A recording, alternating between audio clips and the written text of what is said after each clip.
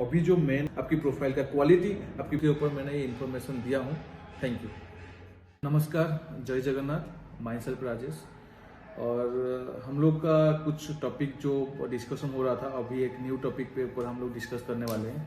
और वो जो टॉपिक है मेनली विंड लोड। एक जो यूपीवीसी विंडो होता है उसमें कितना प्रेशर झेल सकता है, जो विंड का प्रेशर है, कितना प्रेशर हमारा यूपीवीसी विंडो झेल सकता है, उसका क्या कैलकुलेशन होता है। आइडियल एक यूपीवीसी विंडो में कितना प्रेशर का जो कैलकुलेशन है, उसका जो सिस्टम है उसकी क्या कैलकुलेशन है, पूरी सिस्टम हम लोग अभी डिस्कस करने वाले हैं।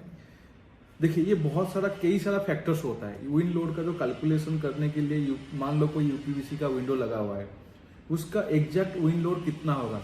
सबसे पहले डिपेंड करता है यूपीवीसी का वॉल थिकनेस, आउटर थिकनेस कितना है और इनर थिकनेस क्या है और कितना चैम्बर्स है। ठीक है, ये बेसिक है। ये बहुत ज़्यादा मैटर करता है कि यूपीवीसी जो विंडो है उसमें कितना लोड विंडो लोड ले सकता है। नॉर्मली अगर हम एक यूरोपियन स्टैंडर्ड के हिसाब से देखेंगे, अगर ए क्लास कोई प्रोफाइल होता है, मान लो हम कोई प्रोफाइल को ए ग्रेड में हम सेगमेंट में देते हैं तो उसकी जो आउटर थिकनेस है वो 2.8 होना चाहिए और जो इनर थिकनेस है, जो चैम्बर का थिकनेस है, वो चैम्बर का थिकनेस 2.2 होना चाहिए। ये ग्रेड ए का प्रोफाइल हम लोग उसको मानते हैं। जो ग्रेड बी में होते हैं, ग्रेड बी मीन्स आपको 2.5 जो है उसका आउटर वॉल थिकनेस होना चाहिए और इनर आपको 1.8 टू 2 mm होना चाहिए। अगर ग्रेड सी में तो ऐसा कोई स्टैंडर्डाइजेशन नहीं है, कोई भी कुछ भी बना रहा है इंडिया में, प्राइस को सस्ता करने के लिए कुछ भी बन रहा है, उसका कोई कैलकुलेशन नहीं लिया जा रहा है। सेकेंड होता है उसकी अंदर का रेनफोर्समेंट। हम लोग कितने mm थिकनेस का रेनफोर्समेंट यूज कर रहे हैं। मैं बताया था आपको पहले भी, रेनफोर्समेंट एक बैकबोन है एक विंडो का। अगर नॉर्मली हम लोग अच्छे ग्रेड का रेनफोर्समेंट यूज करेंगे, नॉर्मल 1.5 mm का रेनफोर्समेंट अगर यूज करते हैं या 1.25 या 1.1 mm या 0.5, उसको ही बहुत ज्यादा मैटर करता है कि कितना विंड लोड ये झेल पाएगा। अगर रेनफोर्समेंट हम लोग सस्ता इन द सेंस कि हम पतला यूज करेंगे तो उसका विंड लोड भी कम ही होगा। तो उसके बाद उसके हार्डवेयर आता है। और सेकेंड है कि हम लोग अगर window types, window casement window है कि स्लाइडिंग विंडो है। अगर केसमेंट विंडो है, केसमेंट विंडो का नॉर्मल जो अंदर का चैम्बर होना चाहिए वो होना चाहिए 5 to 7 चैम्बर्स होना चाहिए। और स्लाइडिंग विंडो का जो होता है, जो प्रोफाइल होता है, उसमें 3 to 5 चैम्बर होना चाहिए। अगर चैम्बर सही है और प्रोफाइल अगर आपकी केसमेंट या स्लाइडिंग विंडो लग रहा है, उसमें प्रॉपर रेनफोर्समेंट है, इसका वॉल थिकनेस बढ़िया है, इंटरनल थिकनेस जो बढ़िया है, तो आपको अगर प्रॉपर हार्डवेयर और गैस्केट लगाया गया है तो आपकी विंडो आपको बढ़िया विंड लोड आपको झेल पाएगा। और ये भी डिपेंड करता है कि बिल्डिंग का हाइट, आपको बिल्डिंग ग्राउंड फ्लोर में, फर्स्ट फ्लोर में, 8th फ्लोर है, 10th फ्लोर है, उसके ऊपर विंड का लोड ज्यादा होता है। और ग्लास के ऊपर भी है। मान लो कि हमने कौन सी जो एग्जैक्ट कैलकुलेशन एक विंडो का होता है कि हम कितने फ्लोर में, क्या साइज विंडो में, कितना mm ग्लास यूज कर रहे हैं और विंडो के ऊपर कितना लोड है। ये सब बहुत ज्यादा मैटर करता है कि एक विंडो का विंड लोड कैलकुलेशन करने के लिए। इसका एक इंडियन स्टैंडर्ड है, मान लो वो 875 IS 875 करके बोलते हैं, शायद ऐसे ही वर्ड है। तो उसके हिसाब से विंडो का स्पीड, प्रोफाइल का थिकनेस, प्रोफाइल का हार्डवेयर, क्या गैस्केट लगाया गया है, गैस्केट में गैप, जो ग्लेजिंग सिस्टम है उसमें गैप है नहीं है, उसका रेनफोर्समेंट को लेके कैलकुलेशन बताया गया है। नॉर्मल अगर हम लोग कोई भी विंडो है, कोई भी विंडो अगर हम लोग नॉर्मली ग्राउंड फ्लोर या फर्स्ट फ्लोर में फिटिंग किया गया है तो उसकी जो विंड लोड का जो झेलने का जो कैपेसिटी होता है, अगर प्रॉपर आइडियल सिस्टम में विंडो बनाया गया है, एक स्टैंडर्ड, हर एक स्टैंडर्ड चीज को फॉलो किया गया है, तो आपकी ये जो सेक्शन है ये आपको 108 किलोमीटर पर आवर का जो स्पीड होता है, 108 किलोमीटर का स्पीड का जो विंड लोड होता है उसको झेल पाएगा। दैट मीन्स उसका जो प्रेशर होगा, 108 किलोमीटर स्पीड में जो विंड का जो प्रेशर होता है वो 540 से 560 पास्कल के आसपास होता है। जो प्रेशर है उसका कैलकुलेशन जो होता है पास्कल से किया जाता है, तो 540 तक उसका विंड प्रेशर होता है।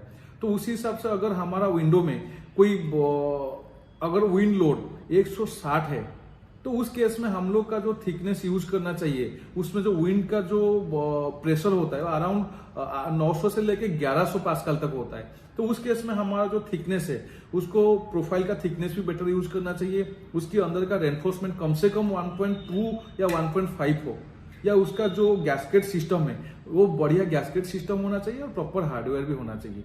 अगर जैसे उड़ीसा जैसे स्टेट में जैसे साइक्लोन आया था, तो साइक्लोन का जो स्पीड था वो 200 किलोमीटर पर आवर से ज्यादा भी था। तो उसके हिसाब से अगर देखा जाए तो 1500 पास्कल जो प्रेशर है विंड के जो विंडो के ऊपर उतना था।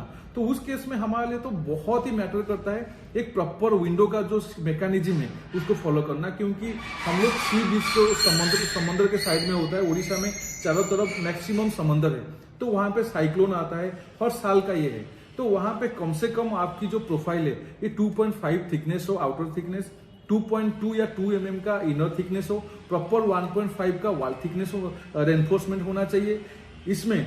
और सेकेंड होता है कि आपकी जो ग्लास होता है कम से कम एटलीस्ट उसकी बेटर डिज्यूज सिस्टम लग के वो प्रॉपर विंडो और प्रॉपर हार्डवेयर के हिसाब से होना चाहिए। वो उसकी मेन विंड लोड का कैलकुलेशन है।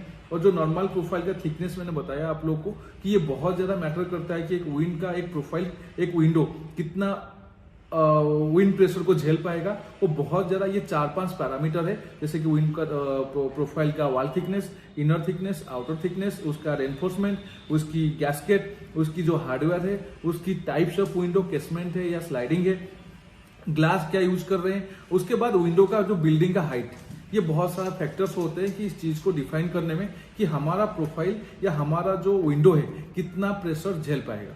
तो अगर आपकी उस हिसाब से नॉर्मल अगर देखा जाएगा, मैंने आपको बताया रखा हूं कि 108 के लिए 108 किलोमीटर पर आवर में जो विंड होता है, तो उसके लिए क्या किस टाइप का विंडो होना चाहिए, कहाँ पे उसकी प्रोविजन होना चाहिए और कौन सी फ्लोर में होना चाहिए। अगर आपकी विंडो में मान लो कि 160 या 180 किलोमीटर पर आवर में विंड का लोड आता है, तो वहां पे क्या सिस्टम होना चाहिए। अगर आपको साइक्लोन टाइप का सिस्टम अगर आपकी समंदर के आसपास या कहीं उड़ीसा जैसे स्टेट में है जहां पे ज्यादातर इस टाइप का साइक्लोन टाइप का चीजें आता है, तो वहां पे आपको प्रॉपर किस टाइप का सिस्टम यूज करना चाहिए, कैसे हार्डवेयर सिस्टम होना चाहिए, विंडो का हाइट क्या होना चाहिए, विंडो का जो ग्लास सिस्टम क्या होना चाहिए। ये मेरा बेसिक जो इंफॉर्मेशन था विंड का, क्या विंड प्रेशर का कैलकुलेशन होना चाहिए। इसके बाद थैंक यू वेरी मच। जय जगन्नाथ। एक न्यू टॉपिक के ऊपर हम लोग और बात करने वाले हैं, उसी सीरीज का जो हम लोग प्रीवियसली डिस्कशन कर रखे हैं। ये लास्ट मान के चलो कि इसके मीन्स ऑलमोस्ट मैं सारे टॉपिक को कवर कर रखा हूँ कि यूपीवीसी को फायर प्रूफ क्यों बोला जाता है। फायर रेजिस्टेंस, फायर प्रूफ तो नहीं है, इसको फायर रेजिस्टेंस बोला जाता है बिकॉज यूपीवीसी प्रोफाइल में 50% जो है क्लोरीन होता है। जो क्लोरीन का जो मेन जो केमिकल प्रॉपर्टी है, केमिकल प्रॉपर्टी ये होता है कि वो कंबस्टन होता है, जो जलने से कभी वो सपोर्ट नहीं करता है या खुद भी नहीं जलता है, तो उसकी वो क्या है प्रिवेंट करता है। कभी भी क्लोरीन कोई भी मटेरियल में अगर क्लोरीन सब्सटेंस होगा तो उसकी मेन प्रॉपर्टी है, केमिकल प्रॉपर्टी है कि वो क्या करेगा, जलने में कभी सपोर्ट नहीं करेगा, वो कंबस्टन को रोकेगा, प्रिवेंट करेगा। और सेकेंड है यूपीवीसी प्रोफाइल का जो मेल्टिंग पॉइंट है। हम लोग नॉर्मल यूपीवीसी विंडो को अगर हम वेल्डिंग कर रहे हैं ना, वो 200 से लेके 250 डिग्री टेम्परेचर तो उसको मेल्ट कर रहे हैं ज्वाइंट करने के लिए, क्योंकि ये बहुत जल्दी भी ये जलता नहीं है, पिघलता भी नहीं है। तो नॉर्मली क्या करते हैं, अगर मान लो यूपीवीसी प्रोफाइल को जलाना भी होगा ना, तो हमको 390 डिग्री टेम्परेचर चाहिए जो कि यूपीवीसी प्रोफाइल को जलाया जाए, क्योंकि 250 डिग्री टेम्परेचर तो ये मेल्टिंग होता है। इसका मेल्टिंग पॉइंट है 230 से 200 से 200 से लेकर 250 में मेल्टिंग होकर वापस में ज्वाइंट किया जाता है। और सेकेंड चीज है जो LOI होता है, एक इंडेक्स बोला जाता है, लिमिटिंग ऑक्सीजन इंडेक्स जो बोला जाता है। यूपीवीसी प्रोफाइल में जो LOI होता है उसका होता है 40 to 50। बट नॉर्मल अगर देखोगे नॉर्मल एयर में, क्योंकि नॉर्मल अगर हीट कहीं जलता है ना, ऑक्सीजन का मेन रोल वहां पे रहता है जलने के लिए, सपोर्ट करने में। बट इसकी जो इंटरनल जो LOI इंडेक्स होता है ना, वो 40 से 50 होता है। तो नॉर्मल एयर में 21 होता है, और वुड को जलने के लिए वुड का जो LOI होता है वो 20 होता है। तो वुड इसीलिए बहुत इजीली एक बहुत बढ़िया सोर्स वुड होता है जो कि जलने में हेल्प करता है। यूपीवीसी में LOI इंडेक्स जो होता है 40 से 50 होता है, तो इसीलिए ये क्या करता है ऑक्सीजन को ना, तो इसमें जो प्रोसेस होता है वो LOI प्रोसेस होता है, इंडेक्स जो प्रोसेस है उसमें 40 to 50 है, तो इसलिए जलने में बहुत ज्यादा सपोर्ट नहीं करता है। और ये कभी क्या होता है पिघल के ऐसे जो नीचे गिरता है ना, तो वो क्या होता है, वो नहीं, इस मेटेरियल में ऐसा फंक्शनलिटी नहीं है ये, क्योंकि यूपीवीसी का जो उसका कंपोजिशन है, इसमें क्या होगा, कभी आग लगेगा ना वो ऐसे जल के जैसे प्लास्टिक नीचे गिर के और आग को बढ़ाता है। इस टाइप का सिस्टम इस सिस्टम में नहीं होता, इसलिए कभी जलने के लिए सपोर्ट नहीं करता है। और उसकी जो इंटरनल जो केमिकल कंपोजिशन है, इसके ज्यादा क्लोरीन होने के कारण इसमें क्या होता है, आपको आग को बहुत ज्यादा सिस्टम होता है प्रिवेंट करने के लिए। जो नॉर्मल एल्यूमिनियम भी है वो भी देखेंगे आप लोग, नॉर्मल एल्यूमिनियम को ना हम 400 डिग्री टेम्परेचर में वो मेल्टिंग भी होना, डीफॉर्म होना शुरू हो जाता है। यूपीवीसी एक तो आप पीवीसी और प्लास्टिक का कंपोजिशन है, तो वो कंपोजिशन में भी इसको भी 390 डिग्री चाहिए। अगर जहां पे 390 डिग्री टेम्परेचर है वहां पे तो सब कुछ जल जाएगा।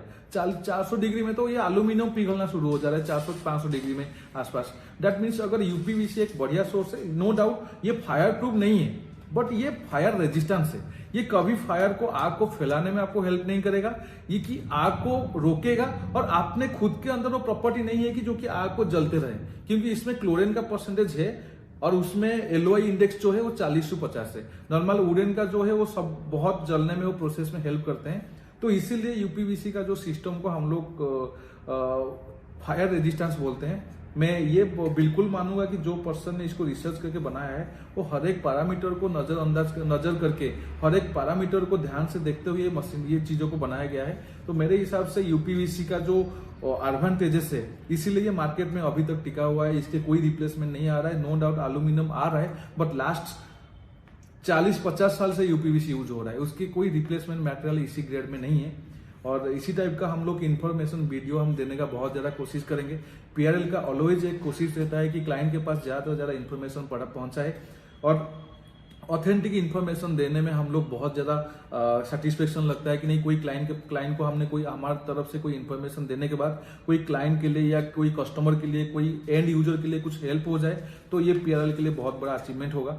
तो हम ऐसे स्मॉल रिसर्च करते रहेंगे और आप लोग के पास प्रॉपर वीडियो पहुंचाएंगे। इसके आगे हम लोग को नेक्स्ट जो वीडियो हम डालेंगे उसमें ये बात करने वाले हैं कि यूपीवीसी का प्रोफाइल बनता कैसे है, उसका स्टार्ट से लेके एंड तक, उसका बिल्कुल छोटी सी रेजिन से लेके ये पूरा बड़े लेंथ का प्रोफाइल, उसका क्या प्रोसीजर होता है, सब कुछ हम लोग डिस्कस करने वाले हैं। हम आगे इस टाइप का वीडियो लेते रहेंगे। Thank you very much everybody for your support. जय जगन्नाथ।